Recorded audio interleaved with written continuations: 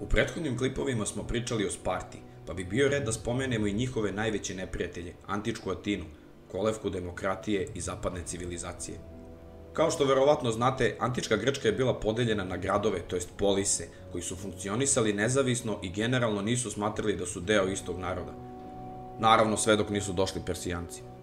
Da su tada Persijanci uništili polise, pitanje je da li bi čovečanstvo ikada uspostavilo demokratiju naspram vladavine jednog čoveka. A kako je izgledala ta prva demokratija? Pa i ne baš kao ova današnja. Atinjani nisu baš voleli glasanje, jer su verovali da će moćni i bogati uvek preko tog istog glasanja postizati svoje ciljeve, pa su preferirali nasumični odabir.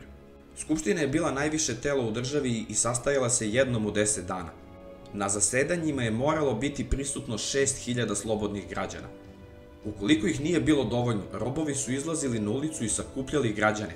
Tada su ih označavali crvenom farbom da bi ih postideli i bukvalno dovlačili ih u skupštinu. Svi oni su u skupštini imali pravo glasa i svako je imao pravo na reč.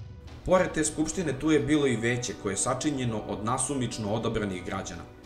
Oni su predlagali zakone i menjali su se na 2 godine. Što se tiče same ekonomije, Atina je za razliku od Sparte dosta lagala u nju.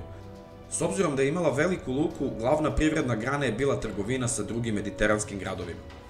Oni su imali svoj novac koji je bio napravljen od zlata, srebra i bakra i s njim su kupovali i prodavali razna dobra, uključujući i robove.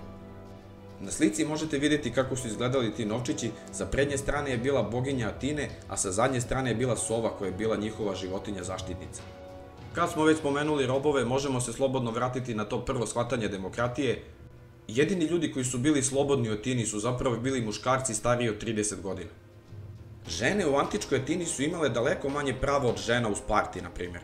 One nisu imale pravo da biraju muža, nisu imale pravo glasa, a takođe nisu imale pravo na imovinu. Njihov posao je bio da se brinu o domaćinstvu i da nadgledaju robove.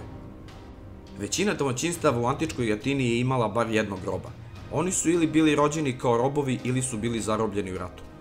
Pored teških rudarskih poslova, postojali su i edukovani robovi koji bi učili decu i pravili skupocene predmete.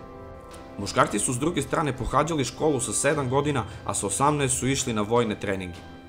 A nakon 30. godine oni bi bili smatrani za slobodne ljude i oni bi nastavljali sa školovanjem i svojim političkim životom. To bi bilo to, ljudi, što se tiče ovog klipa. Nadam se da ste uživali u njemu, lupite like ukoliko jeste, a ukoliko ste prvi put na kanalu i ostali ste do samog kraja, obavezno se subscribe-ujte, pošto će ovakvog materijala biti još. To bi bilo to od mene, a mi se vidimo u nekom drugom klipu.